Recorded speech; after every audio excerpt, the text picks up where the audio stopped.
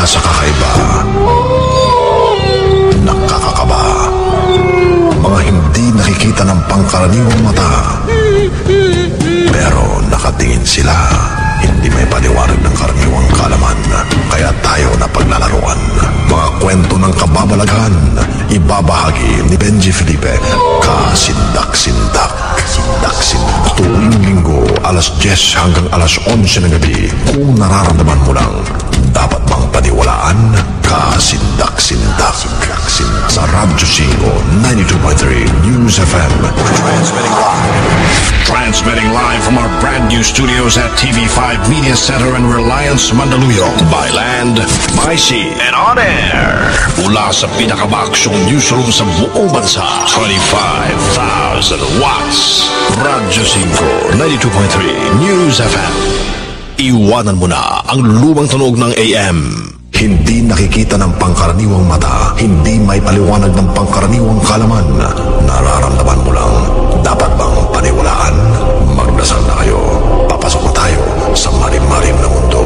Kasama si Benji Felipe. Kasindak-sindak sa Radyo 5, 92.3 News FM.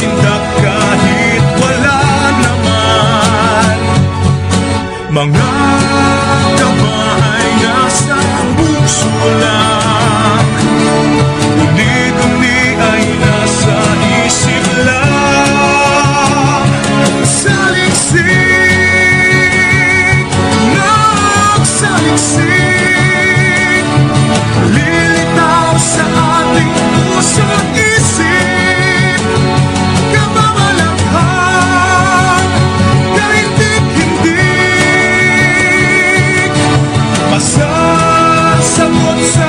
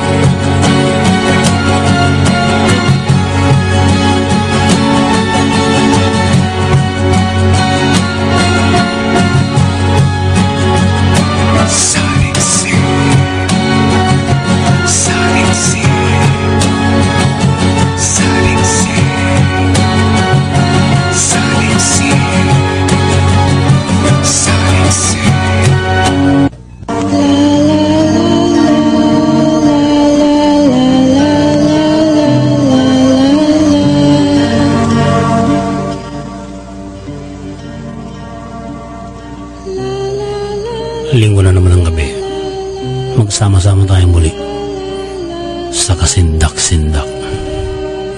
Ito po ang inyong lingkod, Benji Felipe, kasama si Dea De Cacho.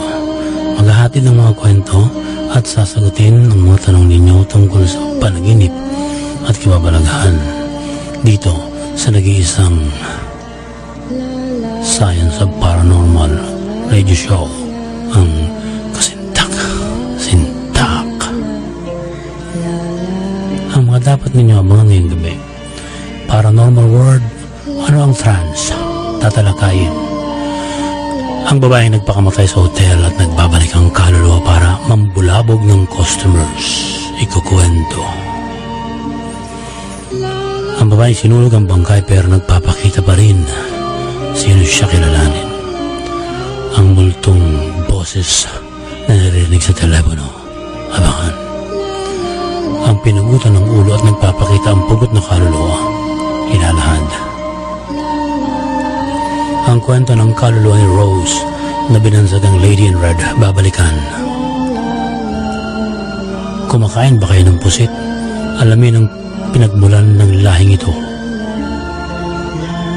Gumagamit ba kayo ng cellphone ng 9 na oras sa araw-araw? Ano ang inyong kahihinatnan? Tuklasin. Ano ang kasindak-sindak na sea vampire? Saan ito sumasalaki ngayon? Abangan. Ang puntod ni Aristotle, natagpuan ng mga archaeologist, iuulat. Posibilidad ng extraterrestrial life forms mas lumaki sa bagong natutuklasan ng NASA, iuulat. Ang kasindak-sindak ng mga awit na na-record sa mga haunted places, iisa-isahin at sasagutin ang maraming naiipong tanong tungkol sa panaginip at kababalaghan. Ibibigay din namin ang horoscope ninyo sa linggong ito. Ngunit bago ang lahat, kailangan natin magdasal.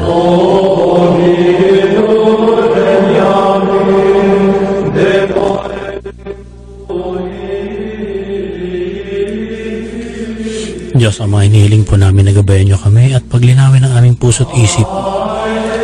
Bigyan niyo po ng wisdom, hindi lamang kami kundi ang aming mga tagapakinig. Salamat po sa lagi niyong paggabay sa aming bawat saliksik. Maraming salamat sa biyayang binibigay niyo sa araw-araw. At ito ay pinasasalamatan namin sa ngalan ng anak mong si Jesus.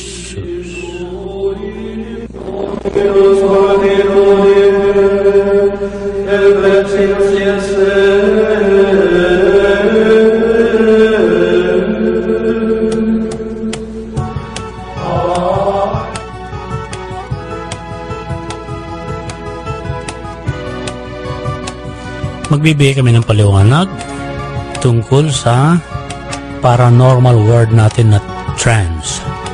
Ang trance ay isang hypnotic o ecstatic state sa mind ng tao na ang pakiramdam niya hiwalay ang katawan niya sa takbo ng utak. Parang tulog pero aktibo ang consciousness. Ang resulta nito ay pwedeng negative o pwede rin namang positive. Depende sa nagsasagawa nito. Lilinawin natin na iba ang tinatawag na hypnagogia kumpara dito sa pinag-uusapan nating trance. Ang hypnagogia kasi kalahati ng conscious mind ay gising at kalahati ay tulog, kaya kung may panaginip, inaakala ng taong nananaginip na tunay ang nakikita niya kasi parang gising din ang kanyang conscious mind. Sa trance, tulog talaga ang katawan pero aktibo ang utak. Kadalasan ay sinasadya ang ganitong practice ng sinuunang mga tao na kinikilalang espiritista o mga medium sa kanilang panahon. Ngunit ang katotohanan, mayroong hypnotic element ito. Sa ating pag-aaral sa hypnosis, ito ay sinasabing suggestibility. Kung ang taong inaakalang sinasaniban ay alam ng albularyo na mapaniwalain sa mga mythology ng Filipino, halimbawa kapre o tikbalang, aswang, ganyan, duwende, kung ganito ang umiikot na kwentuhan at kinatatakutan sa kanilang surroundings, tama na ito ay merong suggestibility, no? Dapat ipaliwanag sa mga sinasabing sinasapian na isang hallucination o guni-guni lamang ang kanyang nakikita, naririnig o nararamdaman dahil sa maling paniniwala niya sa mundo ng kababalaghan na ating kinamulatan. Kapag may hysteria, natatalo ang conscious at nagtatalo ang subconscious at conscious mind ng tao. Mahalaga na i-focus ang isip ng pasyente sa kung ano yung totoo. Kung ang hypnosis ay paraan para matigil ang pagwawala ng taong nawawala sa sarili, ang hypnosis mismo ay pwedeng makahawa ng maraming tao para isipin nila na lahat sila ay nakakakita o sinasaniban din. Ito ay madalas na napapanood natin sa telebisyon kapag mayroong mga report ng evil spirit possessions ng sabay-sabay sa mga estudyante. Malaki ang kaugnayan kasi ng bonding ng barkadahan ng mga estudyante yung magkakabarkada sa tinatawag na mass delusions o mass hallucinations. Kapag may isang tinamaan ng hysteria, binabanggit niya na may mga halimbawa dumarating sa kanilang classroom na masamang spirito, evil spirito, demonyo. Malaki ang posibilidad na mahahawa ng kanyang hysteria ang nararamdaman ang lahat ng mga kabanding niya at nagkakaroon ng hallucination. Ganito ang nagaganap na hysteria. Ganito ang madalas na itinuturing ng mga Pilipino na kababalaghan o katatakutan dahil hindi nga lubos na maipaliwanag kung ano ang kilos ng mga taong sinasapian daw. Alam nyo, kasing tanda na ng tao ang paniniwala sa okultismo. Sa mga sinaunang panahon ng ninuno natin, ito yung pinaniniwalaang puwersa ng kalikasan na siyang nagluluwa ng nakakatakot na mga maligno engkanto at ng iba pang mga espiritu raw. Dahil tumatanda naman ang sibilisasyon sa paglipas ng panahon, nababago rin ang mga paniniwala. Nung dumating ang mga pare at leader ng sambahan at ng pinuno ng mga relihiyon, iba rin. Kasabay ng pagdating nila, mayroon ding mga tinatawag na medicine man. Sa atin, albularyo ang tawag. Sila naman yung may mga seremonyas at nagsasabing meron silang mga kapangyarihan o parang magic, na sila ay nakakapag-usap sa kanilang mga kaibigang spirito o iba yung sinasabi pang nakakausap nila ang Diyos para makapanggamot. Ang mga paniniwalang ganito ay namamayani sapagkat ang lakas ng pangangatwiran ng sinaunang tao ay hindi pa nabibigyan ng sapat na panahon para pag-aralan. Nagiging sunod-sunuran ang mga taong sinasabi nila na sila may mahika sa panggagamot. Ito yung mga naipamanang paniniwala, dala ng kultura ng bawat lipunan. Ito ang mitsa ng paniniwala sa kababalaghan. Pero ngayon iba na tayo. Marami na ang mga kasabay namin ni De Ericacho na nagsasaliksik at curious sa mga sinasabing paranormal na bagay. Kaya lumalago ang kaisipan ng marami at nabubura unti-unti yung mga maling paniniwala na minanapa sa mga nununo natin. Halimbawa, yung maling pamana na sinasabing nakakatakot o yung mga sanib o sapi. Ito ay tinatawag lamang sa science na increased suggestibility.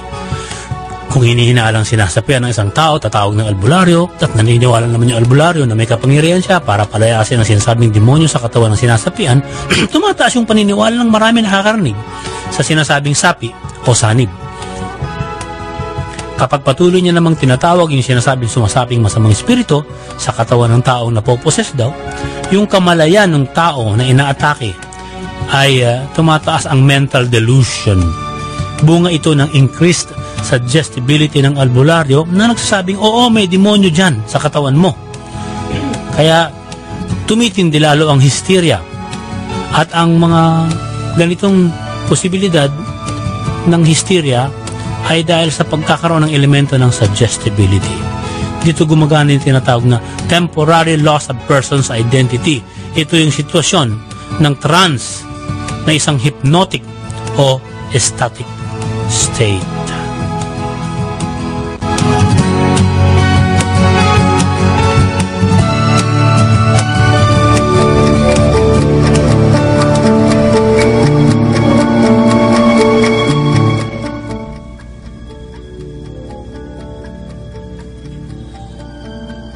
Ibibigay mo na sa atin nila ang mga ulat sa siyensya. Isipin ninyo kung ang EDSA ay dagat at ang mga bumabiyahing bus ay mga higanteng pusit. tayo ang lalamunin sa halip na sila ang ating kinakain. Napatunayan ng mga siyentipiko na ang giant squids na nahuhuli ngayon ay hindi pa ang tunay na laki ng kanilang sukat. Bakit? Sa pag-aaral ng mga biomarine scientists, ang pinakamalaking nahuli nila na pusit na sumusukat ng malaki pa sa school bus ay hindi masasabing biggest. Maliit lang ito na species kung talagang ikukumpara sa mas sinaunang mga pusit na nabuhay sa karagatan. Sinabi ni Dr. Charles Paxton, isang fisheries ecologist at statistician, na mas malaki pa sa school bus ang mga pusit dahil na rin sa pangangailangan ng ganitong paglobo. Paborito raw kainin ng sperm whales ang squid o yung mga pusit, kaya ang defense mechanism ng lahi nito ay lumaki ng husto para hindi na sila basta malulunok at iwasan na lang. At kung tutuusin pala, ang kinakain nating pusit ay parang alamang lang sa kanilang ninuno. Samantala, ang mga daga ang palaging unang isinasalang sa eksperimento, lalo na kung nais ng mga siyentipiko na tuklasin ang mga panganib ng mga bagong gamot o kaya ang mga delikadong surgeries na hindi mo na dapat gawin sa tao. Sa kasalukuyang panahon na lahat tayo ay hindi na halos mabubuhay kung walang tulong ng teknolohiya, ang ating mga gadget naman ang sinisilip ng mga siyentipiko na pwedeng magdulot ng panganib. Pinakakaraniwang gadget ay ang cellphones at ang pinakamaraming tao ang mayroon nito sa mundo. Kaya pinakamarami rin ang oras na nagagamit ng tao sa gadget. Mula pa nga noon ay pinagtatalunan na kung ang mga cellphone ba ay totoong nakakapagpadulot ng brain tumor o heart cancer. Ngayon lang napapatunayan ng mga taga-US National Toxicology Program na ang radiation pala ng cellphone ay deadly na hindi natin alam. Kung ang mga daga na matibay na nga ang resistensya sa lahat ng panganib ay tinablan, tayo pa kaya ang hindi? Sabi ng mga researcher, ang mga daga na in-expose nila sa cellphone radiation ng 9 na oras kada araw sa loob ng 2 taon ay nagkaroon ng mga tumor. Karamihan sa mga hayop na ito ay lalaki. At kaya nga mas tinututukan nila ngayon ang pakikipagtulungan sa World Health Organization at sa International Agency for Research on Cancer kung paano marireclassify ang cellphones na akala ng tao ay walang masamang epektong dulot sa kanilang katawan. Tinawag nila ang cellphone na carcinogenic. Pero, hindi pa nila maaaring sabihin sa ngayon kung gaano kalala ang magiging epekto nito sa taong araw-araw gumagamit ng cellphone sa loob ng 2 taon. Sa unang pag-aaral kasi, ang lumitaw ay limitado at naalarma sila na lumalaki na ang mga limitadong nilalang dahil sa paggamit ng cellphone. Kung nasisindak kayo sa linta, higit na kasindak-sindak ang sea vampires na mas malaki sa linta. Sa rami ng ngipin pa lang nito, maaari na kayong atakihin sa puso. At dugo talaga ang kinakain nila at paborito nila ang dugo ng tao. Ang alien-looking creatures na ito ay umaahon ngayon sa tubig tabang sa England at marami ang nabibiktimang tao kaya naaalarma sila roon. Ayon sa mga siyentipiko, sa karagatan nakatira ang sea vampires na kung tawagin ay blood-sucking sea lampreys. Pero nagtutungo pala sila kapag panahong nangingitlog na sa tubig tabang. Kaya naman marami ang nabibiktimang tao na nag-e-enjoy sa mga tubig tabang dahil ang mga dugo nila ay kailangan ng mga buntis na sea vampires. Sinasabi ng mga siyentipiko na ang sea vampires na ito ay una pang nabuhay kesa sa dinosaurs at hindi nga maipaliwanag kung bakit buhay pa rin sila ngayon at hindi nauubos ang kanilang lahi. Kaya, itinuturing din nila sa isang resilient parasite sa mundo ang nilalang na ito.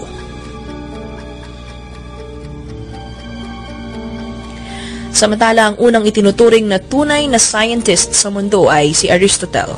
Ipinanganak siya sa Stagira noong 384 BC at namatay sa edad na 62 sa Chelsea, Sevilla. Marami ang nais malaman kung saan inilibing ang kanyang bangkay at ngayon natuklasan na nila. Nahukay sa kanyang bayang sinilangan na Stagira sa Greece ang kanyang puntod na pinaniniwala ang pinaglibingan niya kay Aristotle. Si Aristotle ay estudyante ni Plato sa Athens, Greece at ang mga panulat niya ay may kinalaman sa logic, ethics, biology, physics, poetry at linguistics. Ang puntod ay na-date back sa Hellenistic period at ito nga ay nasa gitna ng syudad, palatandaan na roon siya pinaglamayan ng publiko. May altar sa tabi ng puntod na palatandaan din na nagdarasal ang mga bumibisita sa kanyang libingan. May nakuha ring ceramics at coins na nag-exist sa panahon ni Alexander the Great. Kaya sinasabi ng mga archaeologists na talagang may mga taong patuloy na kinilala ang husay ni Aristotle at nag-iwan ng mga donasyon sa kanyang libingan. Samantala, mayroong bagong ulat ang NASA batay sa datos na nakukuha nila sa gamit na Kepler Space Telescope. Ayon sa mga dalubhasa, napakarami ng extraterrestrial life form sa kalawakan. At dahil nga sa mga bagong natuklasan na mahigit 1,200 extrasolar worlds, sinasabi nila na ang karaniwan ang mga planeta ay habitable sa outer space. Sabi ni Woodruff Sullivan at Adam Frank ng NASA, ang pag-asa na mayroon talagang aliens ay napakalaki. At kung may mga hindi naniniwala rito, napakaliit ng tsansa na tama sila. Sabi nila, kahit daw 100 billion na habitable zones sa kalawakan ang makikitang planeta, mayroong pang trillions of civilization na naghihintay sa dako pa roon para sabihing tayo lang ang nabubuhay sa buong universe.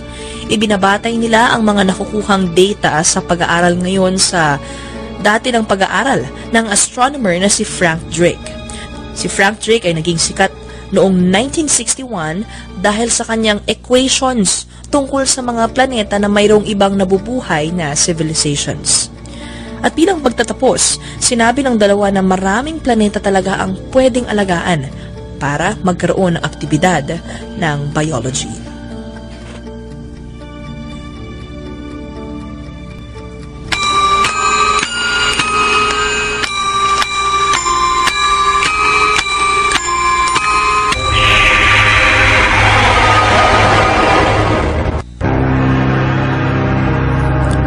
Sa nais magnegosyo sa tamang paraan lumugar, i-text ang pangalan at ang address sa 0920-903-0601. Ito ang Royal Business Club. Marami na ang hindi natakot sumubo kaya asinsado na sila. Huwag kayong matras kung gusto nyo umunlad. Tutulungan kayo ng kasama nating si Benedict Agabao. Makakaugnayan niya kayo. Mag-text lang 0920-903-0601. Kung may nakikita kayong multo, kung meron kayong hindi may paliwanag na panaginip, kung nakakita na kayo ng UFO, kung iniisip niyo may maligno sa bahay niyo, i-like ang aming Facebook page, facebook.com/kasindak. Doon ay pwede kayo magkwento ng karanasang nakasisindak. Walang iwanan. Sama-sama lang tayo. Pikit mata natin ang araw kayo ng lalim ng inyong naiengkwentrong kasindak. Sindak. Magbabalik pa kami at pag-uusapan natin isa-isa ang mga awiting may record sa mga haunted places. Pag-araan ng ilang paalala ang oras ay 10:00 ng gabi na.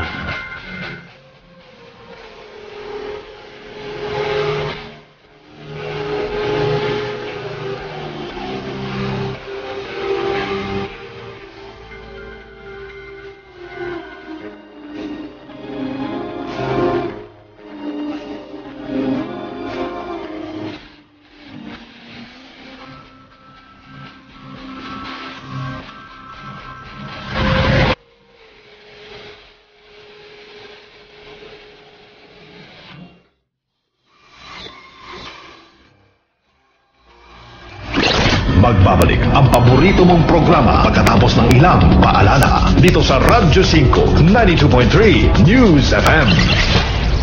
Maagap sa balita, maalam sa issue. Gusto kami naman, ang tinatahak ng daan ay para magkaroon ng mapayapang pamamaraan at paglulutas ng mga problema ron at hindi nadadaan sa baril o hindi nadadaan sa lakas. Alisto sa impormasyon at serbisyo. Handang-handa sa pagbukas ng bagong umaga. Orly Mercado. All ready.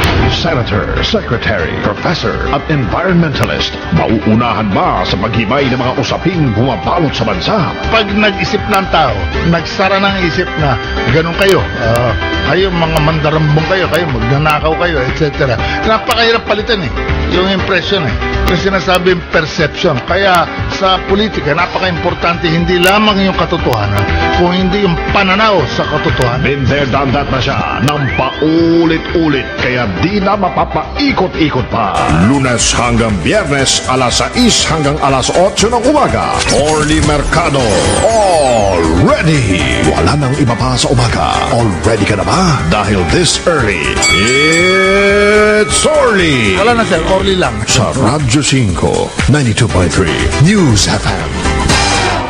Usapang walang paligwiligoy, tulong en punto, serbisyong diretso, aksyon, solusyon, walang sasayanging oras, di na maghihintay sa wala, may puso, pati pagbabalita, aksyon, solusyon, sa Radyo 5, 92.3 News FM. Sino ang mahuhuli? Congressman Siraul, Congressman Topa. Sino ang malalaglag? Itong mga lupa ng mga politiko, mga putok sa buhong tama. Tamaan sana ng kulog at kidlat! Sino ang nasa likod ng katiwalian? Pinakikita ho natin yung sinasabing kultura ng mga politiko natin, na mga bahag ang buntot. Sisiyasakin, hindi lulubayan ni Ben Tulfo ang pinakamaiinit na usapin na nangangailangan ng linaw at kasagutan. May dapat tanong, may malalaglag pa sa Radyo Lunes hanggang Biyernes alas 10 hanggang alas 11 ng umaga. Ben Tulfo, Bita sa Radyo 92.3 News FM at Aksyon TV. Hoy, Kekoy! Nagbabalik ang paborito mong programa dito sa Radyo 5 92.3 News FM. Kung nararamdaman mo lang, dapat bang paniwalaan? Kasindak-sindak sa Radyo 5 92.3 News FM.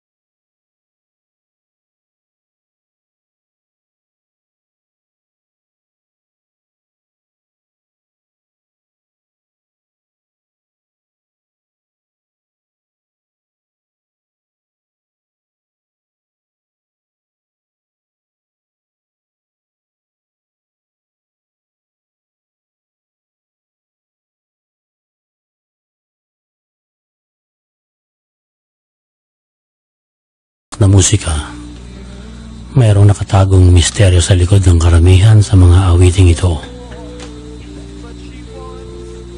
May mga nakakatawid na sintak sa atin sa mga recording nila dahil ang iba pala'y talagang kailahilakot na ginawa sa mga haunted places.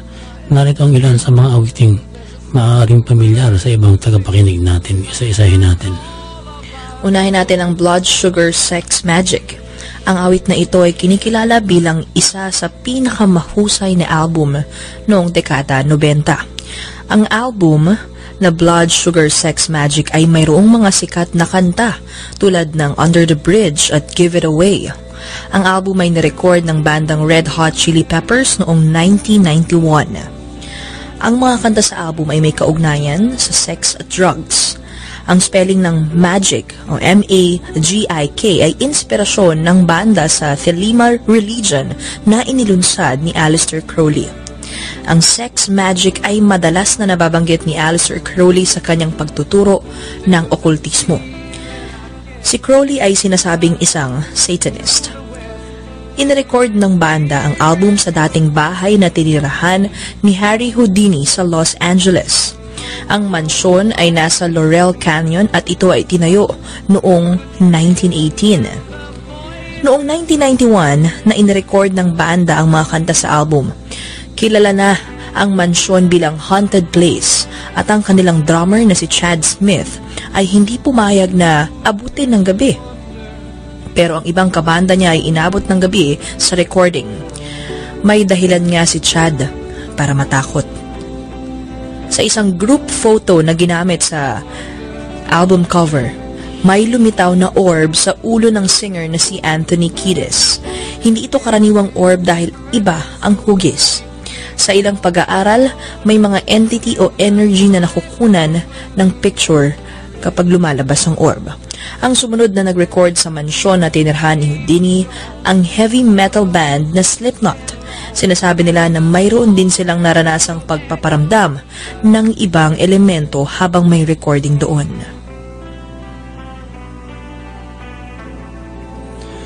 Ang Saba, Bloody Saba. Sa panahon ng kanilang kasikatan, marami ang nahubumaling sa bandang Black Sabbath. Dark image ang nakikita sa kanila ng mga tagapakinig.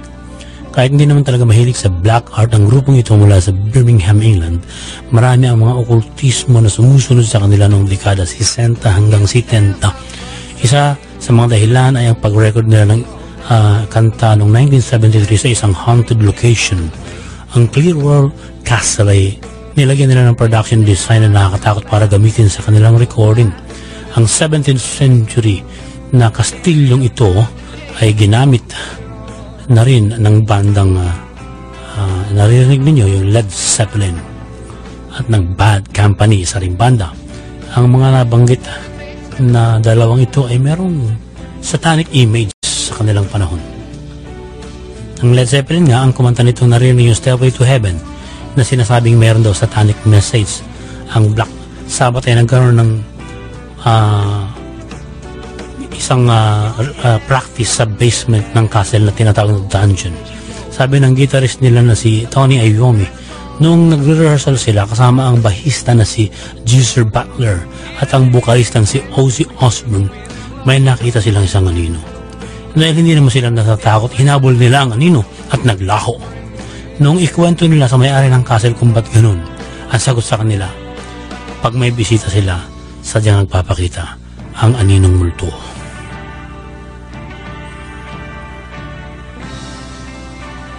Ang metal band naman na Sun ay talagang hardcore. Ang kanilang mga pananamit ay talagang nakasisindak at ang mga tugtugan nila ay nire-record sa mga cathedral na may mga kababalaghan ding nagaganap. Gusto ng banda gusto nila ng mga tunog na may echo at feedback. Isa sa mga kanta nila na may ganitong effect ay ang Bathory Elizabeth. Ito ay pagtukoy nila sa notorious na killer na si Elizabeth Bathory. Ang ginawa ng kanilang bandmates na sina Stephen O'Malley at Greg Anderson ay tinawag muna si Malefic. Siya ay kilala rin sa black metal act na nag-perform ng SAS Tour. Ang kanilang bokalista na ito sa kanilang album ay ikinulong sa isang kabaong. Kaya sumisigaw siya at ang labis na ingay ng kanyang boses ang narecord at ginawang background scream ng Sun sa kanilang album na Black One. Para nga daw may kilabot ang awiting Bathory Elizabeth.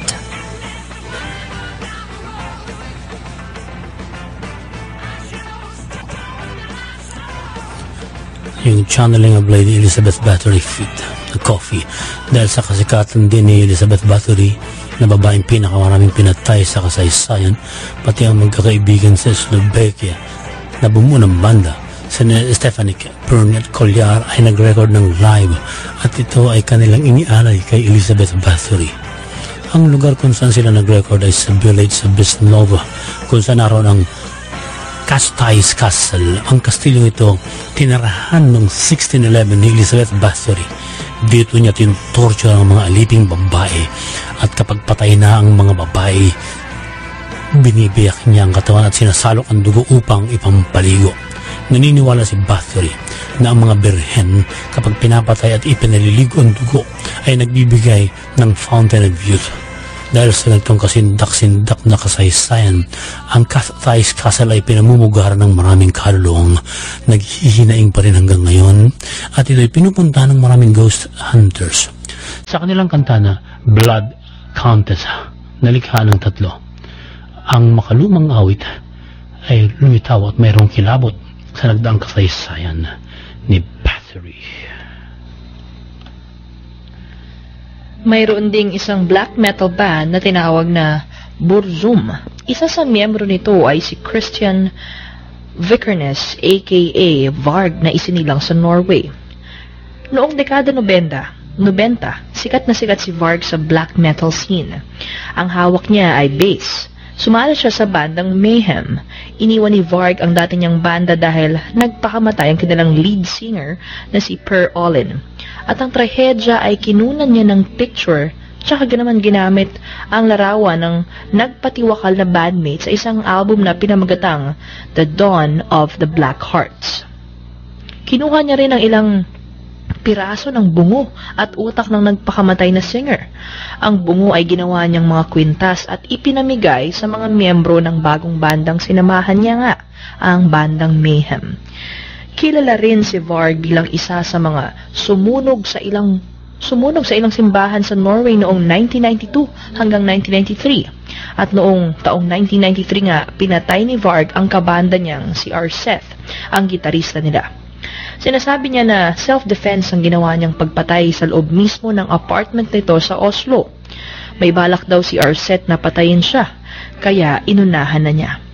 Karumal-dumal ang paraan ng kanyang pagpatay. Sinaksak niya ang gitarista ng 23 beses sa leeg, sa ulo at sa likod. Nasintensyahan si Varg noong 1994 na makulong ng 21 years. Pero habang nasa loob siya ng kulungan, nakakapag-recording pa rin sila ng kanyang kabanda at ang album na Dawi Balders and Hishkav na inirelease noong 1997 hanggang 1999 ay binuo habang nakakulong siya sa Norway. Si Varg ay may mga isinulat din na anti-Christian mga writings. May mga isinulat din siya na humahamon sa nationalist government nila na ihinto ang liberal na pananaw. Suspect din si Varg sa assassination plot ng Norwegian political and media figures sa kanilang bansa.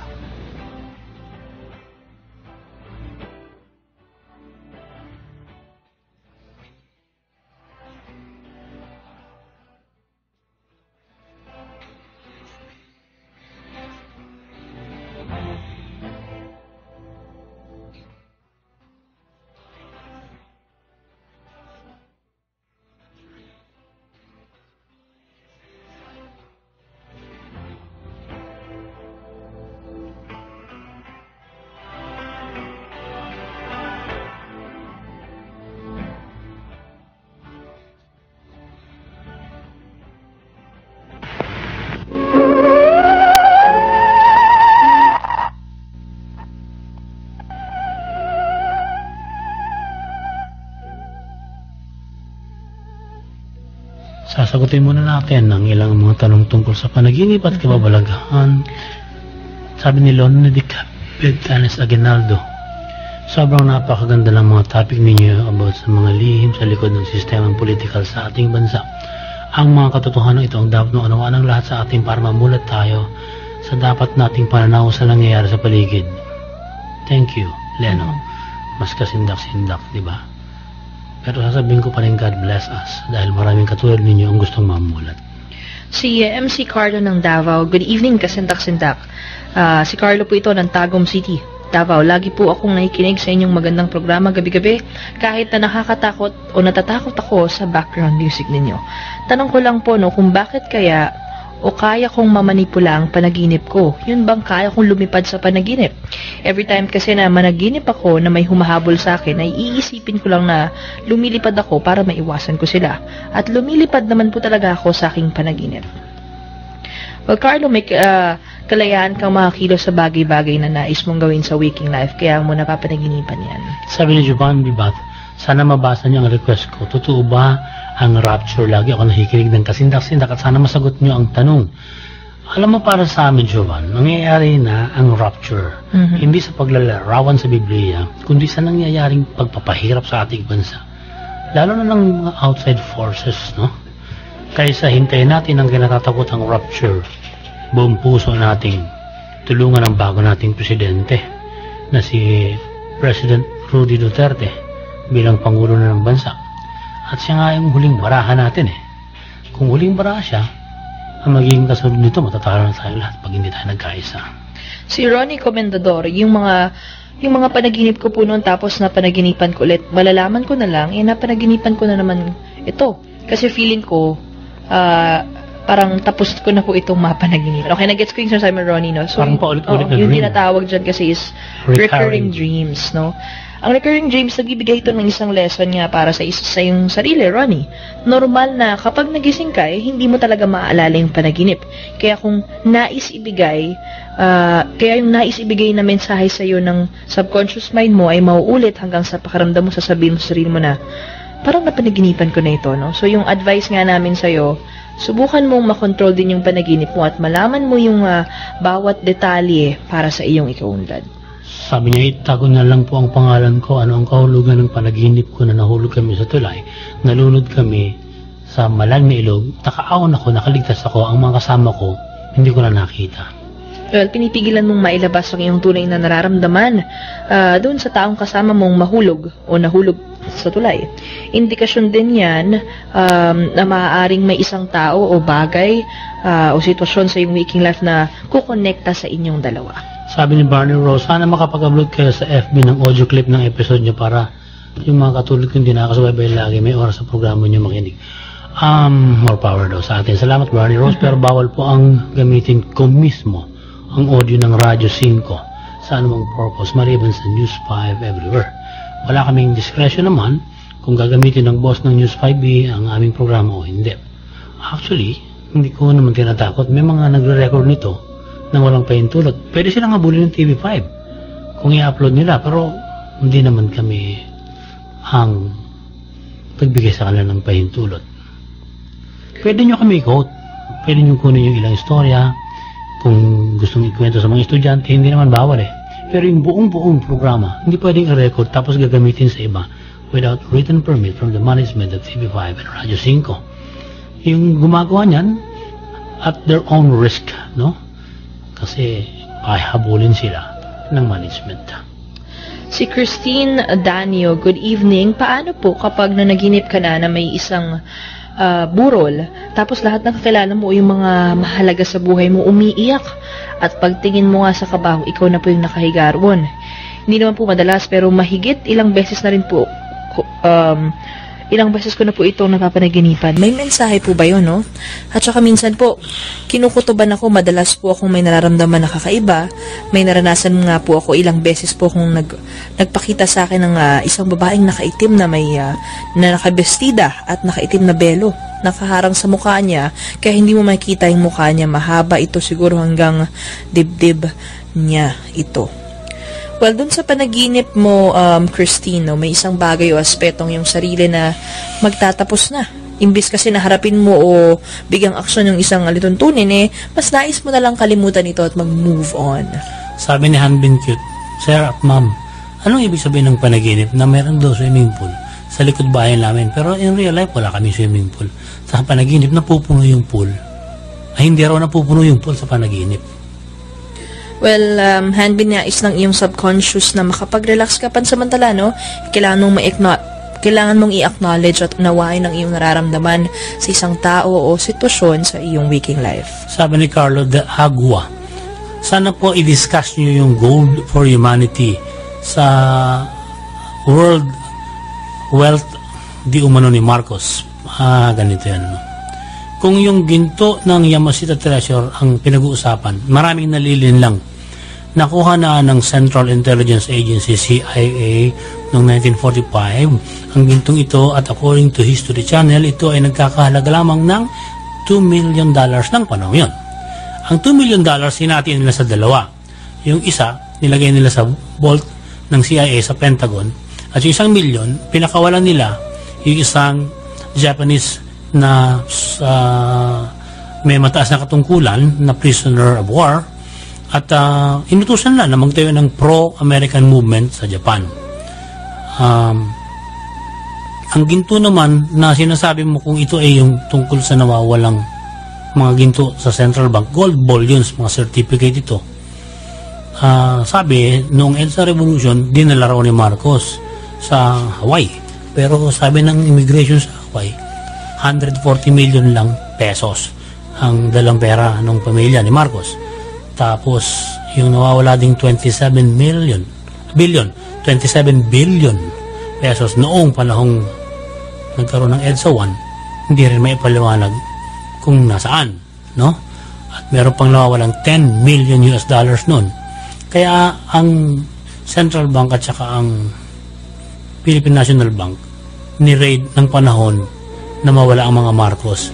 Pero ang mga taong nag-raid nun, sigurado may kinalalaman din doon sa kayamanan dahil hindi man basta maiisip na mangyayari kung wala silang nalalaman, no? Meron pa kaming mga kaibigan din na nasa intelligence na sinasabi nila mayroong ginto na pag-aari ng napakayamang Kastila na nakakakuha ng malaking lupain sa Quezon City noong 1950s, no? At siya ang naging abogado nila noon yung hindi pa presidente na si Ferdinand Marcos. Pero bawal namang ibulgar kung ano yung mga dokumento dahil wala kaming paintulot sa kaibigan naming NBI officer. Pero basta ganito lang, mayroong ginto pero hindi alam kung nakaninong kamay ngayon at kung sino nakikinabang. Definitely hindi nakikinabang ang mamamayang Pilipino. Pero kung may mga lalapit at magsasabing nasa kanila, malabong paniwalaan dahil hindi mo naman basta makukuha yun nang hindi ka matitrace. Nakaw yun eh. Sabi ni Irish Roseda, good evening Kasendak, hello, lagi ako nakikinig sa inyo. Sana po mapansin nyo naman tong panaginip ko, no? Yun ko lang, okay, normal na happenings lang naman po yung panaginip ko, pero focus po siya sa sugat na meron ako. Sa dream ko po kasi may sugat ako sa binti at hindi ko magawa ng maayos yung mga dapat kong gawin. Ano kayang ibig sabihin nito? Thank you and good night. Irish, kailangan mong maghinay-hinay at hayaang maghilom yung sugat, literally o metaphorically speaking. Sabi ni Avi, Sir Benji at Ate De, pakitopic yung theory about Avril Lavigne 2003 pa lang daw patay na at clone niya na lang ngayon ang nakikita ng mga tao. Naku-curious ako. Walang katotohanan yung teorya na patay na, di ba? Si Avril, no? Ano lang yan? Mga false information ng mga gusto. Sabi daw, nagpa-facial surgery. Si Jason Velasco, good evening. Sana po yung mabasa niyo to.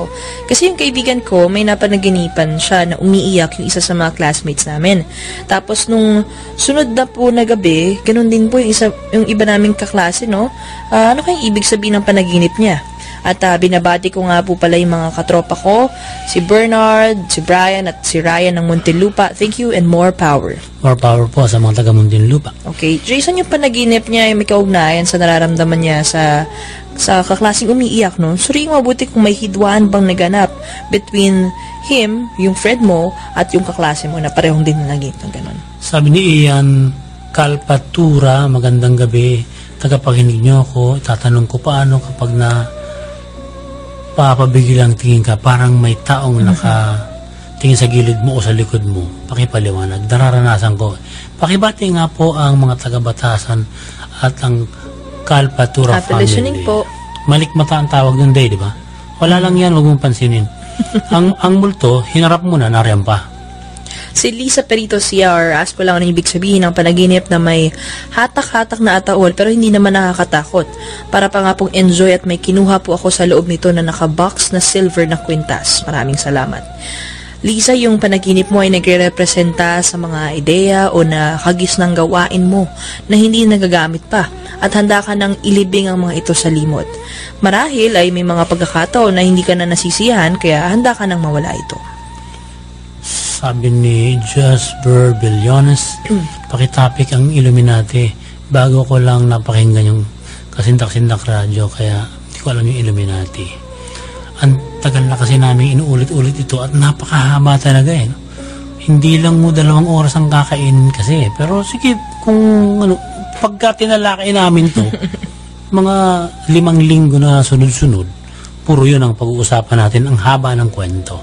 Si Jeffrey Padilla Samson, good evening kasindak, lagi ko pong napapanaginipan, may barila, no? 2 beses ko po itong napanaginipan na baril ako. Mahilig din po kasi akong manood ng war movies. Ano po kaya yun, no? Ano kaya yung pwede kong gawin para hindi ko na po makapanaginip ng ganon? Thanks and more power. Well, marahil may mga nagawa kang bagay na ikinahihiya mo, Jeff, no? Sumisimbolo kasi ito sa self-punishment na subconsciously ay nagagawa mo at hindi ka lang aware. Dun sa tanong niya, Chonks, na panonood daw ng war movies, marahil ay nai-inject na rin kasi sa kanyang utak at nagmamanifest nga ito sa panaginip. At kung ayaw mo nga makapanaginip about sa action or war related dreams, ay umpisahan mo na rin wag manood ng mga ganyang pelikula na may kaugnayan sa violence at war. Babalikan ko si Jasper Billones. Yung tungkol sa Illuminati. Meron nga po akong na-edit na libro na 70% ng libro ako ang nagsaliksik at nagsulat, no? At ito ay lalabas na 2 weeks from now sa i-announce namin kung saan. Kasi medyo aaminin din naman namin na maraming natatakot na sila ang mag-publish ng libro kasi masyadong maraming mga expose. Kung gusto po ninyo, di pag meron na kami, umorder kayo sa amin para mabasa ninyo at magiging comprehensive din yung magiging sagot namin sa mga tanong ninyo tungkol sa secret societies. At sabi naman ni Garwin Tavares Kalingasan, good evening. Ask ko lang po kung totoo po bang may napuna ng multo sa picture ko. Yan po yung nagpunta po ako ng Baguio sa may Laperal White House. Marami nagsasabi sa akin na may nakunan akong multo sa bahay na yan. At hindi lang po isa, kundi 3 daw po sa may kanan at 2 po sa may kaliwa. Ask ko lang kung bakit may sumusulpot na lang na imahe sa picture na ang hirap naman po ipaliwanag. Sabi yan ni Chef Garwin Kalingasan na ikinig ng kasindak-sindak. Unang-una, sasagutin ko muna yung sinabi niya. Ba't may bigla sumusulpot? Ang paliwanag ng guro natin na si Adam Reyes, meron talagang mga multo na sinasadya nilang magparamdam sa pamamagitan ng picture. Pero hindi naman natin masyadong naiintindihan ang mga signs na gusto nilang iparating kasi kung miminsahe sila, nahirapan din naman silang mag-exert ng effort at energy. Itong sinasabi niyang pinuntahan na namin ito 2 years ago, White House ang tawag din sa Baguio, at may nagkwento sa amin ng mga caretaker na talagang pag naglilinis siya ron, bigla na bumubukas yung shower. Kung minsan may naglalakad sa attic, kung minsan naman may parang tumatawid na babaeng tumatagos. Ang pinaka nakakasindak doon yung dating may-ari na ayaw niyang ibenta yung bahay. Binili niyang huwag ibibenta, pero ibinenta. Nagpapakita siya, kasama pa rin yung kanyang alagang labrador. Doon nga kami nag-usap ng mahaba ni Adam kung ang aso ba ay may kaluluwa rin dahil nga doon sa bakit lumilitaw din yung aso. Minsan daw, impression lang. Pero meron talagang mga kababalagang kinikwento ang mga nakaranas dyan sa lugar na yan. Patingin nga ng picture. Maliit. Pero parang may dun sa kanang bahagi ng larawan, no? Parang may hugis sa tao na puti. Parang nakapolo. Nakapolo. Na walang puti. ulo. I-post na lang natin para malaman ng tagapakinig natin kung ano yung pinag-uusapan nating picture. Sila na ang humusga kung ano itong pinadala sa atin ni Garwin. Maraming salamat, Garwin. Sabi na nagtanong din si Garwin, no? Yung napanaginipan daw ng papa niya, napanaginipan ko si papa, matagal ng patay. Dinadalaw niya raw sa puntod. Anong ibig sabihin pag napapanaginipan? Well, nagre-representa lamang yun sa yung pagkamiss sa kanya, no? So, Garwin, so rin mabuti kung may mensahe yung iyong father at baka maging daan yun nga yun na yung panaginip mo para mag-usap ulit kayo at magkamustahan. Sabi ni Miko Policarpio Cruz, posible daw ba na ang black hole ay mapunta sa other dimension? Posible rin ba na yung wormhole ay gamitin sa time travel? Ang huling pinag-usapan natin dito, sabi ng mga scientist, yung theory ni sino ba yung professor na lumpo? Stephen Hawking. Yan, sabi ni Stephen Hawking, ang black hole, hindi totoong pag hinigop ka mo, pupunta ka sa kawalan. May mga particles ito na ibubuga ka palabas. At ang huling na sa liksik natin, di ba? Totoo nga, ibubuga ka papalabas ng black hole na ito. Pero hindi natin masasagot ang tanong ni Miko kung nagpapaiba-iba ng lugar ito. Ang malinaw lang, marami ang black hole. Sabi ni Melvin Riego, gusto kong malaman ang panaginip ko na nasa basketball court ako. Pagtalon ko, naabot ko ang ring. Anong ibig sabihin?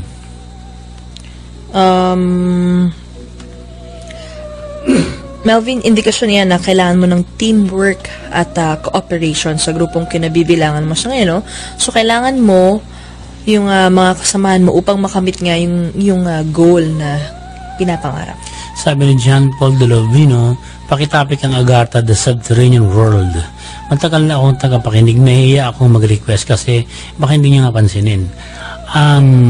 Sige, napag-usapan na natin to pero ulitin nga natin ang pag-topic nito para mas maraming makaalam. Agartha. Si Ulysses de Matera, Sir Benjamin Day, anong ibig sabihin ng panaginip ko na yung kaklase ko daw po ay lumipat ng eskwelahan at medyo nalungkot ako dahil o kahit hindi naman po kami ganun ka-close. Well, Ulysses, may kaugnayan nga ito sa pagbabagong direksyon na nangyayari sa iyong waking life at nakakaapekto ang mga mahal mo sa buhay sa kaalamang dumadagdag o natututunan mo. Sabi naman ni Christian Angeles, good evening sir at ma'am. Baka po pwedeng malaman ang nangyari sa akin. Bago po ako matulog, nakapikit at gising pa ang aking diwa. Nakita ko yung pintuang papuntang impyerno at naririnig ko po ang mga kaluluwa na umuungol sa sakit at ang paligid ay itim at pula. At ang nararamdaman ko po ay hinihila ako nito paloob at hindi ko magalaw yung aking katawan. Nakita ko po ang sarili ko sa kama na nakahiga. Nakabalik po ako sa katawan ko, biglaan at hinihingal at pinagpapawisan. Matapos ko kasing magdasal ng Latin. Christian, panaginip yung nangyari pero akala mo totoo. Yung orientation mo kasi nagdasal ka ng Latin. Ang mga dasal na Latin parang merong ritual na orasyon na medyo occultismo. Hindi ka nakagalaw kasi nagkaroon ka ng sleep paralysis. May naipit na ugat, kaya hindi kumpleto ang blood circulation habang tulog ka. Pero akala mo talaga gising ka. So, huwag masyadong takutin ang sarili bago matulog para hindi maapektuhan ng pagtulog. Si Yun Park, good evening, ang ibig sabihin ng panaginip ko na walang ulo. Pero hindi ko po maalala kung ako ba o yung ate ko yung nakita kong walang ulo sa aking panaginip. More power and God bless. Well, yun nangangulog ang hindi ka nakakapag-isip ng matino, no? Gamit ang isip o ang suggestion namin, gamitin mo yung isip mo sa pagdedesisyon sa mga bagay-bagay. Sabi ni Richard Dominic Bucao Lirazan. Good evening, Sir Benji. Pakibati ang magandang gabi. Si Richard Dominic at ang grupo niyang Rastafarians, group of thugs na naka-tune in. Si Richard po ay astig na listener. Ikaw ang pinaka-astig sa mga member ng Kasindak-Sindak na napakagaling magbigay ng comment at opinion sa Facebook ng Kasindak-Sindak. Much respect coming from Brother Wolfgang David. Salamat, Kasindak-Sindak. Sa lahat po ng Rastafarian sa Pilipinas, salamat po sa pakikinig, lalo yung grupo ni Richard Dominic Bucao Lirazan. Mamaya pa babalikan pa natin ang maraming pagsagot sa mga tanong ninyo tungkol sa panaginip at sa kababalaghan.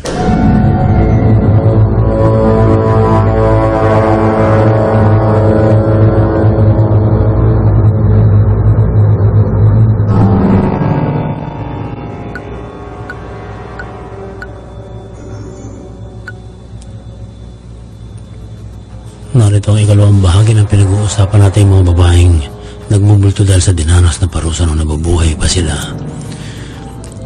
Sa Arizona, si Miss Julia Lovella ay nabuhay noong 1902 sa Victorian-style Copper Queen Hotel na may 4 na palapag. Isa ito sa pinakalumang gusali sa Arizona na nakatayo hanggang ngayon.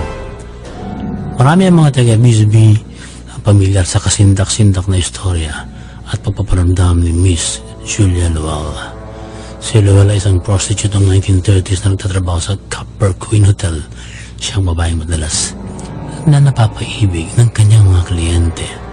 Ngunit isang kliyente ang dumurog sa kanyang puso dahil hindi siya binigyan ng sapat na atensyon kahit mahal niya ito. At nagpatuloy ang pag-ibig niya sa isang taong hindi naman niya naging mangingibig hanggang siya ay namatay. Patuloy niyang hinintay na masusuklian ang inialay niyang pagmamahal. Saan humantong ang pagmamahal? Nagpakamatay si Lowell sa mismong hotel sa sobrang depression. Kaya hanggang ngayon, walang umuuko pa sa kwarto kung saan siya nag-suicide. Madalas kasi nakikita ang operasyon niya sa 3 at 4 na palapag. Dumudungaw sa bintana na parang may hinihintay. May mga guest din na nagrereklamo kung minsan ay may bumubulong sa kanila habang tulog at ang iba ay mayroong tumatapik sa kanilang balikat o kaya leeg na pag lumilyon sila ay wala naman tao. Sinasabi nilang ito ang nagdadalamhati at naghihinanakit na kaluluwa ni Julia Lowell.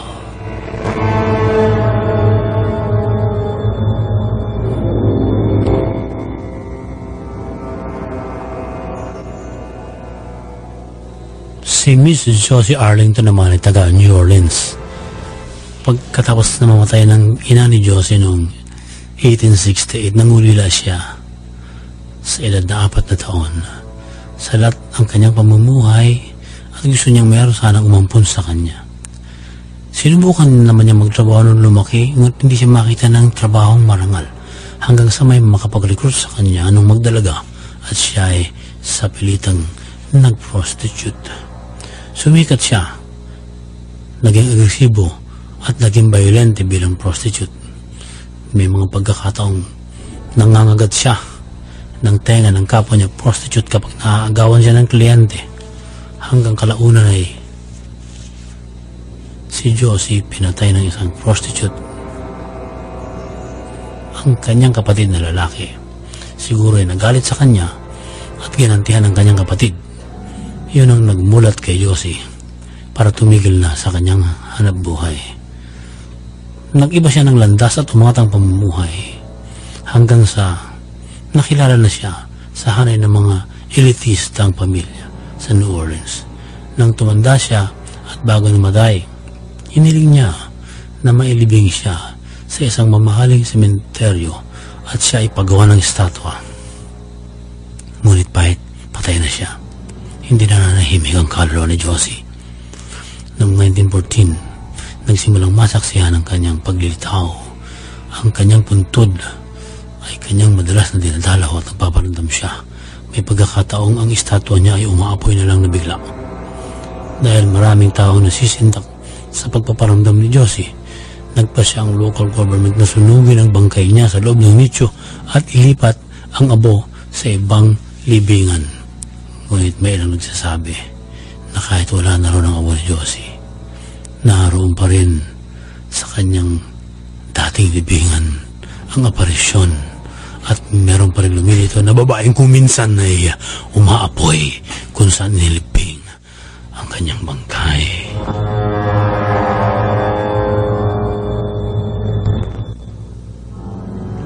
Sa Jackson, Mississippi, ang altar burn ay makasaysayan din. Isa sa kinasisindakan restaurant sa George Street. Marami ang middle class at mayayamang bumibisita roon. Kapag nagsasar naman ang bar, nagsisiuwian ang mga customer. At doon nagsisimulang tumaas at naninindig ang balahibo ng mga empleyado ng Old Tavern. Nararanasan nila ang isang espiritong kapag naglilinis sila'y ginagalaw ang mga mesa at upuan Pinapatay sindi ang mga ilaw at madalas may tumatawag sa telepono. Pag sinasagot nila, boses babae. Hindi nagpapakilala pero ang tao ay kakilakilabot. Karalgal ang boses at malalim ang pinagmumulan. Napagalaman ng mga empleyado na dati palang pugad ng prostitute ang Old Tavern noong dekada 70. Nakita ng isang waiter ng isang babae na nakaupo minsan sa isang bar. Sarado na ang restaurant, nagtaka siya. Bakit meron pa rin babae nakaupo? Sisitayin niya sana, tumayo ito. Umurong lang ng kaunti at lumagos sa dingding. Yung pala ang kaluluwa ng babaeng pinatay sa loob ng Old Tavern na hindi niya alam na biktima ng krimen. Dalawang pugot na babae ang meron naman sa Glen Tavern Inn noong 1910. Madalas puntahan ng celebrities ang Glen Tavern Inn sa Santa Paula sa California. Ang nakikita ng mga celebrity doon ay sina Clark Gable, Carol Lombard, Rin Tin Tin, yung sikat na German Shepherd sa Hollywood. Alam ng mga hotel guests na may kwentong kababalaghan sa taber. Binabaliwala na yun ang nakasisindak na kwento. May isang blonde na ginang nabaliw dahil nawala ang kanyang anak sa loob mismo ng hotel. Hindi malaman kung kinidnap o pinatay ang bata. Minsan ay nakita ng isang construction worker ang isang batang tumatakbo sa koridor ng hotel at naglalaho, tumatagos din sa dingding. Madalas itong nangyari sa mga room na 218, 306 at 307. Ang mga nabanggit na kwarto ay bigla-bigla nalang naglalak. Wala namang tao sa loob. Minsan may umiiyak na bata. Nalaman nila na ang batang nawala na ikinabaliw ng ina ay pinatay pala sa isa sa 3 kwarto ng hindi kilalang suspect. Ang teorya ng pulis, hinahabol-habol ang bata anong kung sino mang killer at nagpatago-tago siya sa room 218, 306 at 307. Doon siya naabutan at napatay ng killer. Isa pa sa kinatatakutang istorya din sa room 307 ay ang namamahay na kaluluwa ng isang dalaga. Ang hindi kilalang babae ay alam nilang prostitute na pinatay at pinugutan ng ulo ng isa pang killer. Natagpuan ng isang hotel staff ang ulo ng biktima sa isang aparador sa kwarto ng hotel. Marami ang nagre-report ngayon na may nararamdaman silang kaluluwa na gumagalaw sa loob ng sinasabing aparador. Minsan ay may nagbukas ng aparador at nakita nilang may pugot na ulo at humiyaw boses ng babae. Minsan na may nakakita ng ulong gumugulong sa koridor at bigla na lang naglalaho.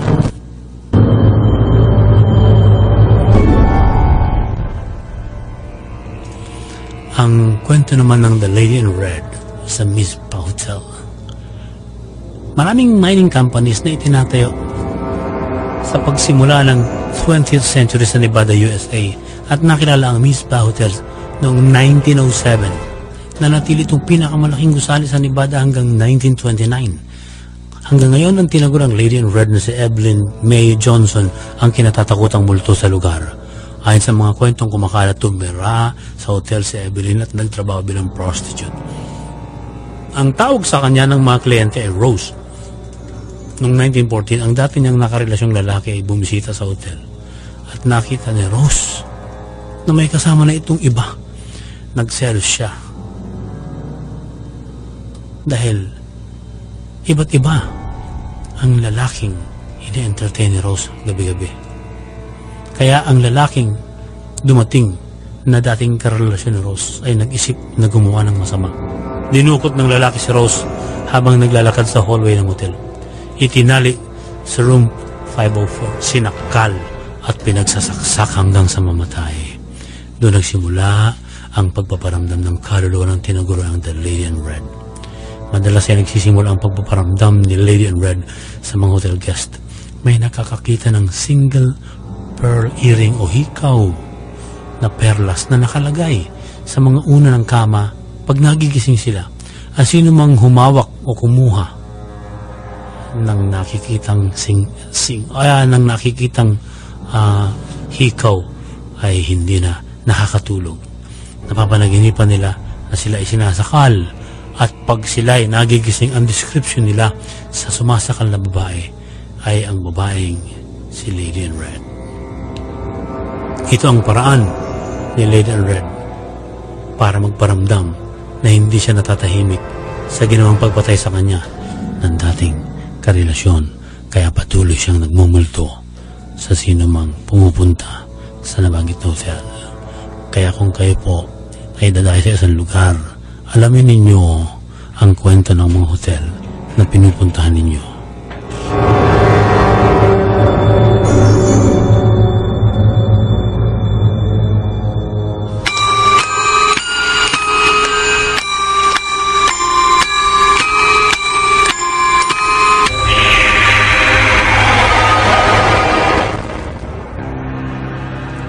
Sa nais magnegosyo sa tamang paraan lumugar, mag-text sa 0920-903-0601 ko. Kontakin kayo ni Benedict Agabao. Ito ang Royal Business Club. Marami ang umasenso. Huwag kayong matras kung gusto nyo umunlad. 0920-906-030601 0920-903-0601. Si Benedict Agabao ang bahala magturo sa inyo ng tamang pagninegosyo. Ibigay muna natin ang horoscope nila sa linggong ito.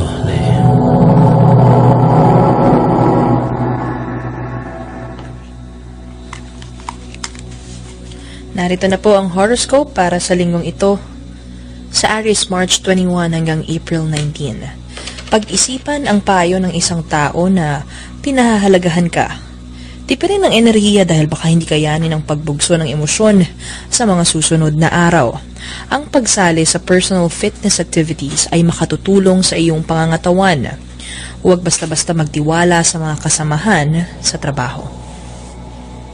Taurus, April 20 hanggang May 20. Pumili ng grupo na makaka-impluwensya sa iyo ng positibo. Huwag mahiyang sabihin ang inaasahang resulta. Ang paghihirap ay magbubunga ng maganda dahil sa iyong loyalty. Isang maikling bakasyon ang makakapagpagaan ng sama ng loob sa pamilya o kaibigan. Iwasang maging emosyonal upang mapagtagumpayan agad ang nais matapos. Maging team player at huwag magpasaway. Bago sumang-ayon sa isang proposal, pag-aralan muna ang bawat anggulo ng impormasyon. Gemini, May 21 hanggang June 20. Makinig at huwag mag-asam na gantihan ang nang mamaliit sa iyo. Maging matalino sa paghawak ng pera.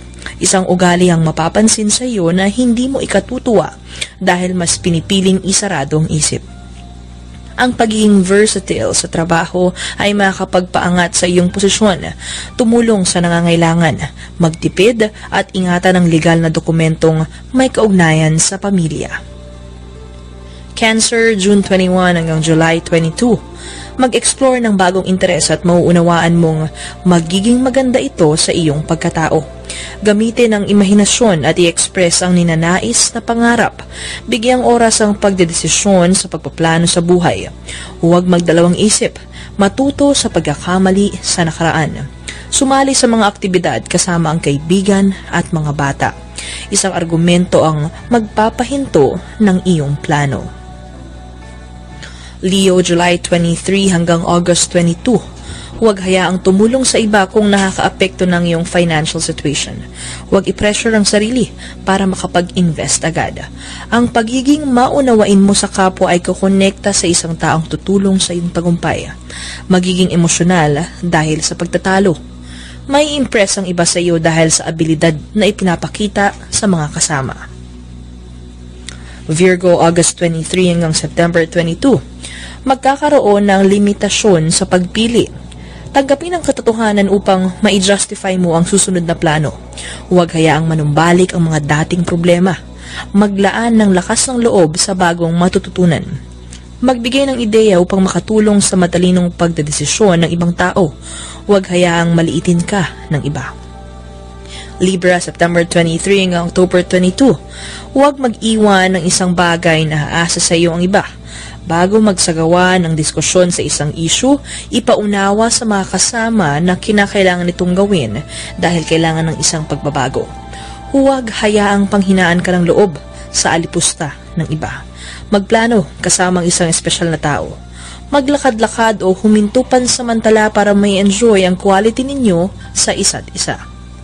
Scorpio, October 23 hanggang November 21. Gumawa ng isang kaaya-ayang proyekto na may kinalaman sa kalikasan at iyong komunidad. Kung sasali sa isang grupo, siguraduhing makakapagpabago ka ng kanilang buhay. Isang pagbabago sa tahanan ang magreresulta sa isang masaganang hinaharap. Maghinay-hinay upang mabawasan ang stress sa eskwela o trabaho. Pag-usapan ang plano kasamang kapareha. Magiging daan ito upang mas mapalapit kayo sa isa't isa. Isang sorpresa na may kinalaman sa pinansyal na estado ang bubulaga sa linggong ito. Sagittarius, November 22 hanggang December 21. Magkaroon ng bukas na pag-iisip sa mga bagay-bagay pero huwag basta gumasta kung hindi naman kailangan. Makinig at mag-obserba. Huwag papaloko sa chismis na maririnig mula sa iba. Magtanong at gumawa ng pagbabago na makatutulong sa iyo. Sa unang araw ng mga linggong ito ay makararanas ng pakikipagtalo dahil likas sa iyong pagiging competitive. Huwag hayaang mauwi sa pisikal na away o pangiinsulto ang lahat. Sa kalagitnaan ng linggo ay bantayan ang kalusugan. May sorpresa sa relasyon. Capricorn, December 22 hanggang January 19. Gamitin ang abilidad sa pakikipag-usap sa mga tao na may kahalong emosyonal na espeto. Dito mamumunga ng extra income. Ang taglay na talento ay magbubunga ng maganda. Kung may kailangang ayusin sa tahanan, gawin ito sa linggong darating. Kung mayroong mga dapat ayusin sa mga dokumentong ari-arian, huwag hayaang malimot ka na naman.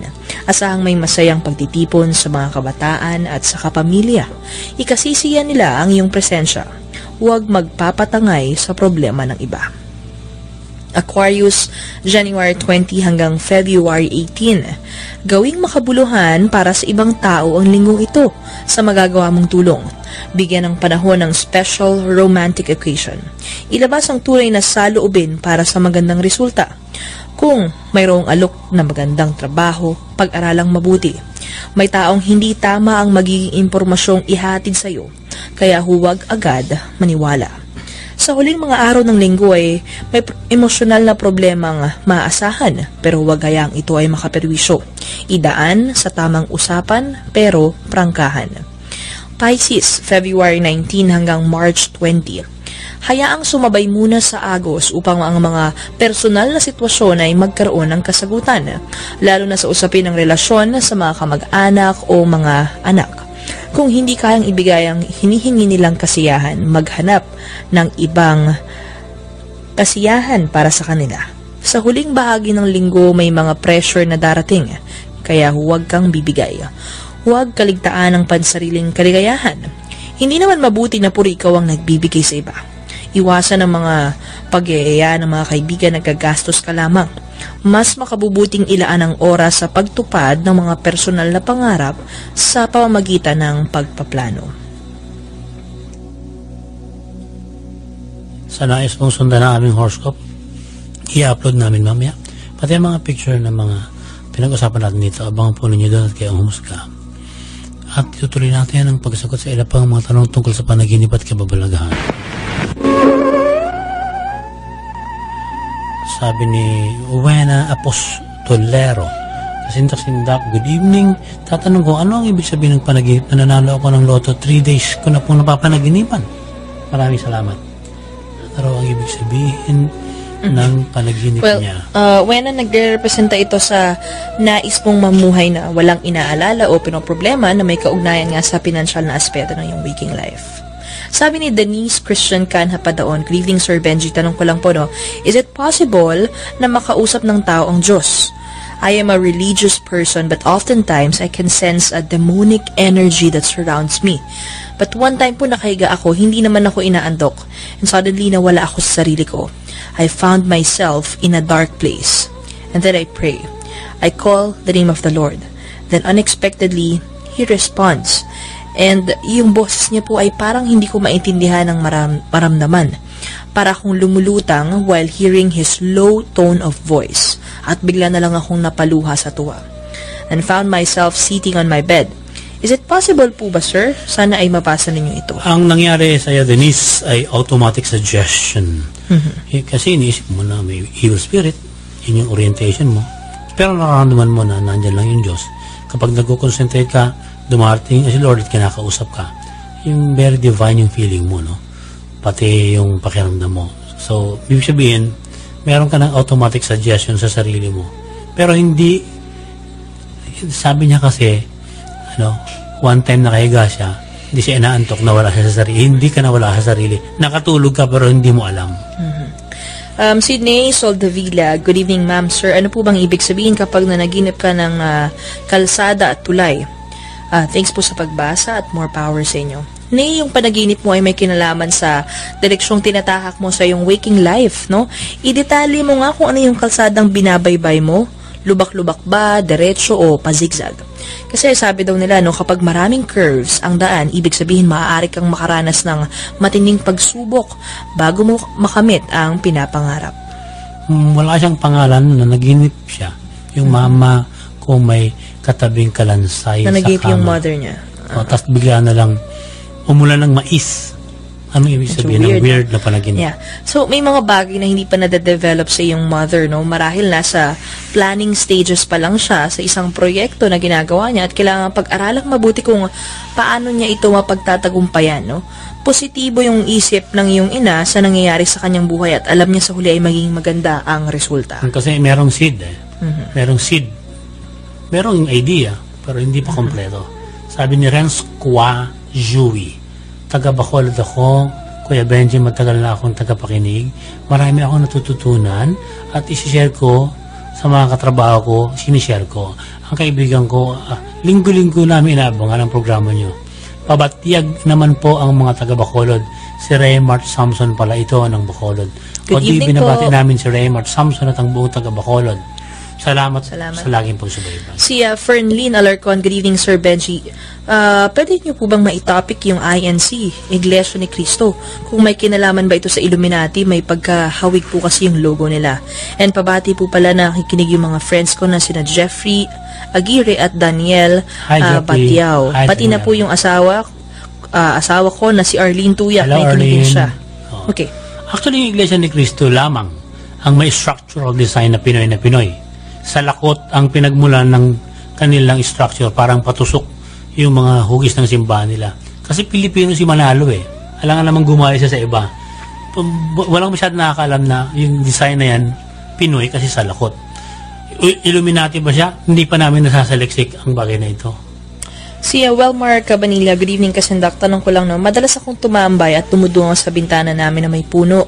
Mahangin po doon sa amin, no. Nakasanayan ko na rin pong may magbuntong hininga kasabay ng pagkumpas sa hangin. Sa tuwing ginagawa ko yun, no, sa tingin ko po, nakokontrol ko ang hangin kung saan ko gustong papuntahin o patamain. Sinubukan ko pong mag-concentrate. Humihinga ako ng malalim, dinadama ko yung hangin kasabay po ng pagkumpas ko sa puno. Na doon nga po humangin nangyari. At ginawa ko rin po na humangin papunta sa akin at ganoon din po yung nangyari. Ano kayang ibig sabihin nito? Ito po ba yung tinatawag na psychokinesis? Pakipaliwanag po. Hindi natin tuwirang sasabing psychokinesis yan. Maraming eksperimento ang dapat gawin para malaman kung napapagalaw mo isang bagay na hindi mo naman inahawakan. Mahirap umasa sa hangin at sa mga dahon ng puno. Kusa silang gumagalaw kasi nagsisirculate yung hangin. Ang pwede niyang subukan na eksperimento, yung mapapagalaw niya ang isang bagay na talagang mahirap pagalawin. Halimbawa, kung talagang gusto niyang subukan at magko-concentrate siya palagi, kung meron kang halimbawang isang takip ng kahit naman anong botelya na ilalagay niya na sa gitna ng mesa, subukan niyang pagalawin nang hindi naman lumilindol at hindi niya ginagalaw yung mesa at hindi niya inahawakan. Tapos malaman ko may panaginip siya. May panaginip din siyang gustong itanong. Oo, sabi niya nakikipaghalikan daw po ako sa friends, sa kaibigan kong babae. Ano kayang ibig sabihin nito? Thanks sa pagsagot. Okay, Welmar, nagpapahiwatig lamang ito ng iyong paghanga sa kanya. Maaring ito ay may kinalaman sa iyong nararamdaman o pwede rin namang hinahangaan mo lang siya bilang kaibigan. So, wala namang mali siya doon. Si Reynald Bartiana, Sir Bench, Ma'am Dea, tanong ko lang, ano tong panaginip ko? Nakikipaglaro po ako ng tagu-taguan sa isang bata. Hinabol niya ako at umakyat po ako sa second floor ng isang gusali. Nung nakita ko po siya, hindi naman siya bata, para lang po siyang anino o parang itim na bata. Kaya hinabol ko po siya. Bigla po akong nahinto at hindi makagalaw at may boses akong narinig. Sabi niya, wag ako. At nagising na ako, pero hindi ako makadilat at hindi ko maigalaw yung kamay ko at yung paa ko, no? Pero alam ko pong gising na po yung diwa ko. Kaya inisip ko yung mga santo doon sa may paa ko. At mula sa paa ko, dahan-dahan akong nakabangon. Hindi lang po ako nakaranas nito, pati rin po yung papa ko. Well, scientifically speaking, Reynald, yung nakaranas din siya ng sleep paralysis, no? Oo. So, pero yung panaginip mo, Reynald, may kinalaman yan o you explain, may nalalaman kang sikreto sa iyong waking life na matagal mo nang nais isiwalat sa publiko. Sabi ni Jimmy San Juan, good evening kasindak-sindak. Hindi ko sure if na-topic niyo na ang hidden library sa ilalim ng Vatican na naglalaman ng mga lihim na nakasisindak. Hindi ko rin sure kung meron ito. Napanood na namin to, yung Secrets of the Vatican. Yung mga Secrets of the Vatican. History Pero Channel. hindi naman kasi masyadong dinitalye ng History Channel. Kaya mahirap din. Pero magandang i-topic natin ito. Magsaliksik tayo sa susunod na pagkakataon. Kasi maganda rin malaman kung ano ba yung sinasabi ng History Channel na hindi naman nila matukoy-tukoy ng diretsahan. Si Navel Caris pala na may panaginip siya na nagsinungaling ako sa girlfriend ko at nagkasakitan kami at naghiwalay. Sana po ay masagot ninyo. Pakibati po ang Caris family. Well, Navel, sa relasyon ninyo ng iyong nobya ay may pagkakataong napapaisip ka siguro kung dapat mo pa bang ituloy yung laban na inyong nararanasan sa waking life. Laban, meaning pagsubok o problemang kinakaharap. Siguro may bahagi ng inyong sarili, Navel, na gusto mo nang sumuko. Sabi naman ni Red Corpus, Mr. Benji, ano ang panaginip ko na pauwi daw ako sa bahay namin. Nakita ko yung sarili ko na natutulog. Kapag nakikita ko yung sarili kong tulog, bigla na ako nagigising. Sana po masagot nyo. Okay, Red, yung panaginip mo, indikasyon niya na nais mo magkaroon ng mapayapang pag-iisip, no? Maaaring natutulog ka, ibig sabihin, nagiging inosente ka sa mga kaganapang nangyayari sa iyong paligid. Sabi ni Georgia Boliva, Ma'am Dea at Sir Benji, ang tanong ko tungkol sa nangyari sa akin, mismong araw ng eleksyon. Galing ako sa pagbabike, nakauwi ako at natulog. Pero sa kalagitnaan ng tulog, nangyari sa akin yung tinatawag na sleep paralysis. Naidilat ko ang mata ko, hindi ko magalaw ang katawan ko. Hindi na bago sa akin ang kakaiba nga lang, yung kamay ko, kusang gumalaw pataas sa ulo ko. Meron bang scientific explanation doon? Meron. Simple lang, yung sleep paralysis kasi ang tao nagpapanik. Kung nagpapanik tayo at hindi natin alam na ang pinakadapat gawin ay mag-relax, at pagkapanik tayo, lahat ng katawan natin nagpupumilit na gumalaw. Talagang pipitik yung anumang bagay na naigalaw mo. Kasi iniisip ng tao na gumalaw siya, nauutusan din naman yung kanyang muscles eh. No? Yung sleep paralysis, bunga kasi ng maling paghiga o yung forma ng tulog mo. Tsaka bunga rin ng maling pagkain bago matulog. Kaya laging sinasabi ng guro namin na si Adam, huwag kumakain ng mabibigat na pagkain kung matutulog dahil nagbubunga yan sa sleep paralysis. Si Reynan Teteng Bermudez, good evening. Sana po ay matalakay ninyo yung theory na may nakatira sa gitna ng Earth. No, marami nagsasabi nito at ang sabi nga po ang lagusan patungo dito ay makikita sa North Pole. At ang tungkol din po sa mga Anunnaki, matagal na po namin silang gustong makita ng mga kaibigan ko na sina Mark Mangulabnan at Elmer Reyes. Gusto din po namin makapunta sa planetang Nibiru. Yung Anunnaki na talakay na natin to, no? Scientifically, mahirap puntahan yung pinakailalim ng Earth sa tatlong rason. Ano? Una, wala pang naiimbentong sasakyan na tuloy-tuloy yung pagbutas sa ilalim. Parang higanting barena, nakasakay ka. Mahirap gawin yon sa ngayon. Ikalawa, ang init ng laba sa ilalim, nakakasunog yan. Kahit kaya nating pumasok sa ilalim, masusunog ka sa laba. Ikatlo, gagana ba ang anumang electronic device sa ilalim ng lupa? Kasi sa mga minahan nga, pag malalim na, hindi na nakakarating yung text eh. Wala namang masyadong mga ngas pumunta sa ilalim nang walang contact sa ibabaw. Diba? Kaya mas madali nga sa astronaut na sa kalawakan sila magtungo kasi ang mundo natin meron pa rin contact sa outside world kung naroon sila sa kalawakan. Mas mahirap pumunta sa ilalim ng lupa kaysa sa kalawakan. Si Nico Joshua Nilo. Good evening, Sir Benji at Idea. As ko lang po yung panaginip ko na may nalalaglag daw pong barya. Maraming salamat. Well, Nico, may mga na-miss o napalampas kang oportunidad sa iyong waking life. Sa puntong ito ay pansamantala tayo magpapaalam sapagkat lampas na naman tayo sa oras. Pero maraming salamat sa patuloy ninyong pakikinig sa aming programang Kasindak-Sindak. Kagaya po ng binanggit ko kanina, meron po akong pinagkaabalahan ng almost 2 months na aklat. Ito po ay maraming may mga lamang hindi pa alam ng lahat at kung ito po ay lalabas na. Nagka-problema kami dahil mayroong mga natatakot na ipalimbag pero mapapalimbag ito at kung gusto po ninyo, magkaugnayan tayo sa ating Facebook page. Sa susunod na 2 linggo, mai-imprenta na ito. Kaya po, pwede kayong makipag-ugnayan doon kung paano kayo makakuha ng kopya.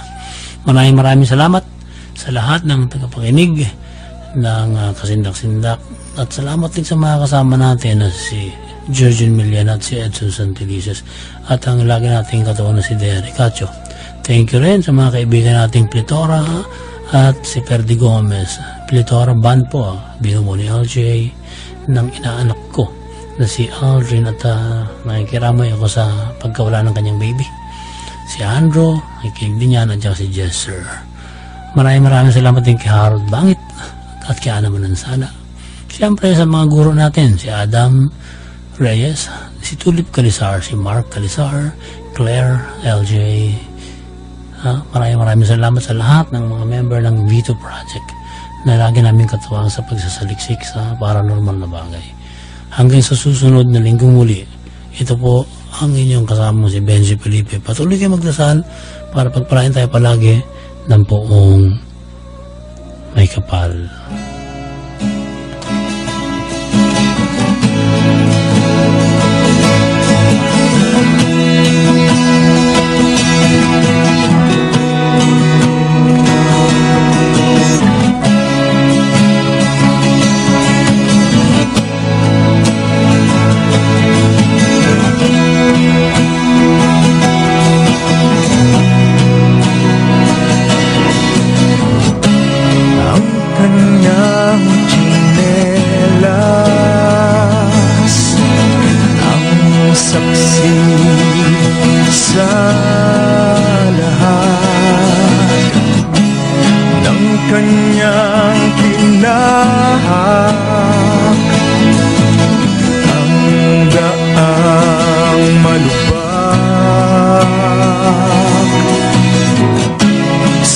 Rupok ng swelas, siya'y nagpagkatatag at naging huwarang lingkod na matapat. Ang kanyang tsinelas kasamang sumukat sa taong mayaman, maging sa mahirap, sa mahabang lakad, iwalang nangarap at tayo'y gabayan sa buhay na payak. Diyos na balos mano'y maraming salamat. Pilit mo inuwid liko naming landas, di kayang burahin ni alat ng dagat. Tsinelas mo babad sa mabuting palad, ang di pa matuto sa aral mong lantad. Chinelasin mo ko konsensyang matigas, ang kanyang tsinelas napudpod sa gasgas, nawala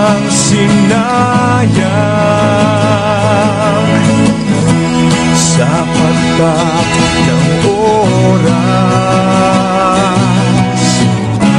Akbang na kaibigan, sabay tang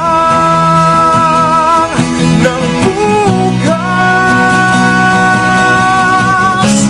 hinayang umakyat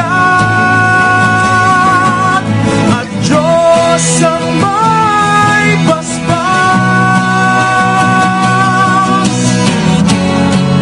Ang kanyang tsinelas tuluyang nabutas, tulad ng buhay niyang maagang nagwakas. Kapwa-tao naway magising mamulat, dakila niyang yapak, sundan bawat apak.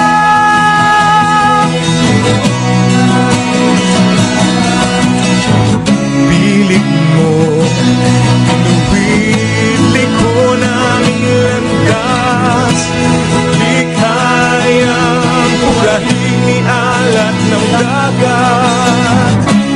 Tsinelas mo, babad sa mabuting palad, di pa matuto sa aral mong lantad. Tsinelasin mo po, konsensyang matigas.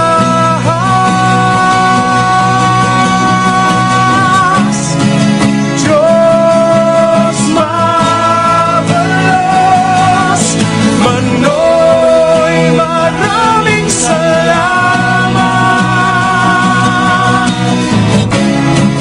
Diyos mabalos, Manoy sa iyong mauran. Diyos mabalos, Manoy maraming salamat. Diyos mabalos, Manoy sa dalang mauran.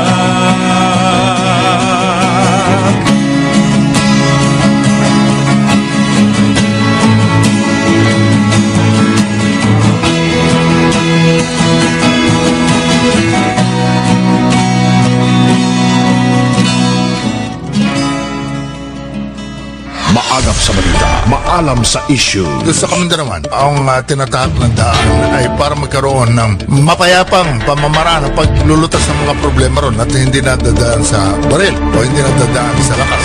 Alisto sa impormasyon at serbisyo. Handang-handa sa pagbukas ng bagong umaga. Orly Mercado. All ready. Senator, Secretary, Professor at Environmentalist. Mauunahan ba sa paghimay ng mga usaping bumabalot sa bansa? Pag nag-isip ng tao, nagsara ng isip na ganun kayo, kayo mga mandarambong kayo magnanakaw kayo, etc. Napakahirap palitan yung impression yung sinasabing perception. Kaya sa politika, napaka-importante hindi lamang yung katotohanan, kung hindi yung pananaw sa katotohanan. Been there, done that na siya ng paulit-ulit, kaya di na mapapaikot-ikot pa. Lunes hanggang Biyernes, alas 6 hanggang alas 8 ng umaga. Orly Mercado. All ready. Wala nang iba pa sa umaga. All ready ka na ba? Dahil this early, it's Orly. Wala na sir, Orly lang. Sa Radyo 5, 92.3 News FM. Walang walang hindi tatanong, walang hindi pwedeng hindi sagutin, walang isyong di pag-uusapan, walang kinikilig, wala rin aatrasan. Erwin Tulfo, Martin Andanar, Punto Asintado. Lunes hanggang Biyernes, alas 8 hanggang alas 10 ng umaga. Pasok ang bawat kuro-kuro. Punto Asintado sa Radyo 5, 92.3 News FM at Aksyon TV. sa paglalim ng gabi, kasama ang malalim na pagsusuri sa nagbabagang mga issue, matalinong pagsusuri sa malaking mga pangyayari, kasama sina Sheryl Cosi, Leah Cruz at Ed Lingao. Aksyon Tonight, Lunes hanggang Biyernes alas 10:30 ng gabi sa TV5. Para sa kanilang mga kontribusyon sa industriya ng broadcasting, ang mga kapatid natin mula sa News 5 at Radyo 5 binigyang parangal sa 24th KBP Golden Dove Awards. Para sa News 5, Kaya for Best Documentary Program at Aksyon Tonight for Best Newscast. Para sa Radyo 5, si Miss Lucy Cruz Valdez for Best Public Service Radio Program Host, si Mon Gualvez for Best Field Reporter for Radio, at ang Aksyon Sports for Best Sports Program for Radio. Congratulations, kapatid! We are proud of you. Break na muna from life's everyday episodes. Slow down sa Radyo 5.